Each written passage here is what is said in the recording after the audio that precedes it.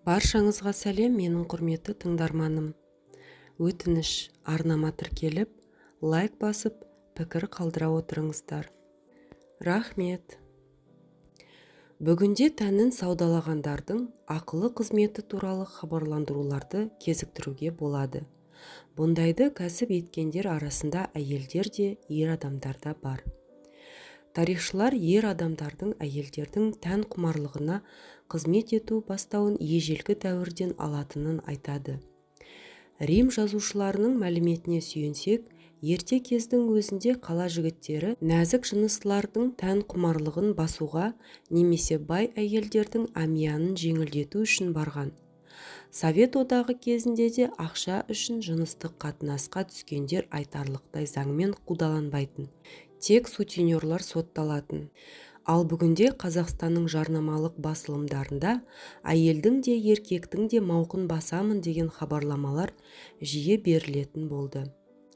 Көрікті, ақылды, әрі әзілі жарасқан жігіт сізді бей-жай қалдырмайды, кез келген уақытта көңілді отырысыңызды сәнін келтіріп, жан дүниеңіздің қалауын табуға көмектеседі.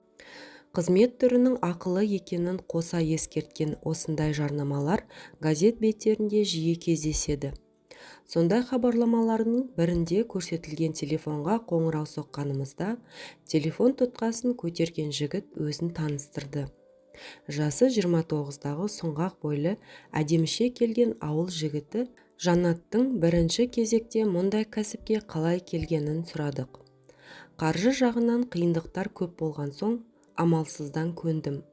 Мұның алдында сән агенттігінде жұмыс істегенмін. Кейін жұмысымнан айырылып қалдым да таксист болдым. Бір күні кешкісін мейрамханадан шырттай боп киініп алған мас келіншек шығып, машинама отырды.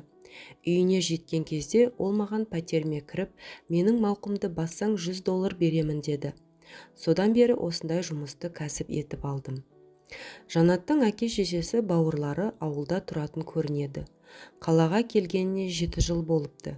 Ауқатты қыз келіншектерге қызмет көрсете бастағанына 2 жылдан асқан. Анасы ауылда мұғалім, әкесі көп жылдан бері төсек тартып жатыр екен. Анамның табысы мен әкемнің зейнетақысы және мүгедектігі үшін алатын жәрдемақысы күнделікті ішіп жемдерінен артылмайды. Сондықтан өзімнен артылған ақшаны ауылға салып тұрамын, деді Жанат. Бірінші кезде анаңмен жасты әйелдермен төсектес болуға кәдімгідей ұялатынмын, дейді ол. Алғашқы кездері үлкен әйелдермен төсектес болуға батылым бармады, бірақ бойым тез үйренді. Оның үстіне ақшасы да тәуір. Бұрынғыдай қаржы жағынан қысылмайтын болдым. Жанаттың айтуынша сутенерлар ер адамдарға айтарлықтай талап қоймайды. Тек жігіттердің бойы 170-тен кем болмауы шарт. Қысқа бойлыларға сұраныс мүлде болмайды екен. Әдетте әйелдер ұзын бойлы, қай жағынан да келісті жігіттерді таңдап алады, дейді Жанат. Бай қыз келіншектер саунаға шақырады. Кейде мейрамханаларға да барамыз, бірақ ол өте сирек. Біздің бет жүзімізді құрбыларына көрсеткісі келмейтін шығар деп ойлаймын, дейді Жанат. Оның айтуынша кейбіреулер төсектес болу үшін емес, сырласу үшін шақырады екен. Олар мұңын айтады, ақыл кеңес сұрайды. Жанаттың айтуынша оны бұрыннан бері шақыртып жүрген бірнеше әйелі бар.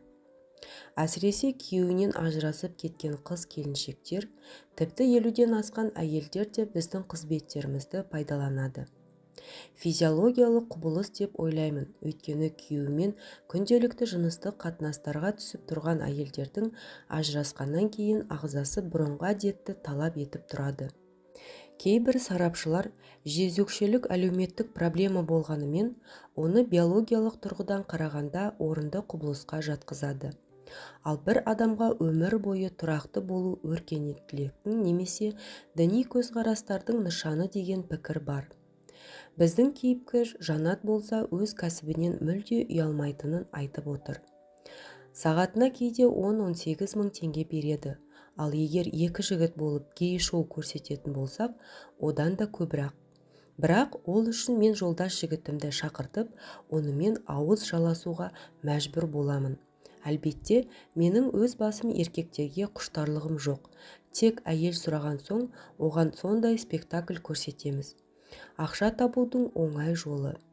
Қасқырлардың қоғамында қасқырша өмір сүру керек. Кім ақшаны қандай жолмен тапса да өз еркі деп санаймын.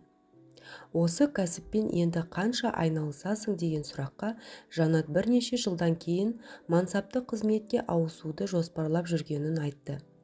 Бірақ жас кезде қалыптасып қалған әдеттен құтылу қиын болатын шығар деп мойындайды Жанат.